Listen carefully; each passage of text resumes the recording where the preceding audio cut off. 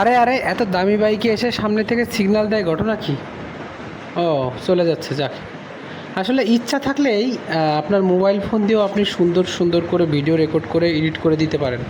দেখেন, আমার কাছে ভালো ক্যামেরা নেই, কিন্তু আমার দীর্ঘদিন ধরে ইচ্ছা যে আমি আসলে লং ট্যুর করলে সেটার ছোট ছোট ক্লিপ ফেসবুকে, ইউটিউবে আপলোড করব। এখান থেকে আমার যে টাকা ইনকাম করতে হবে এমন কোনো কথা নাই, আমার শুধু এই দৃশ্যগুলো খুবই সুন্দর লাগে আর রাইডিংটাকেও অনেক এনজয় করি, সেই জন্য আর কি ভিডিওটা তৈরি করা। তো দেখুন, মোবাইল ফোন, খুব কম দামি একটা মোবাইল ফোন দিয়ে আজকে আমি একটা ভিডিও স্যাম্পল রেকর্ড করেছি।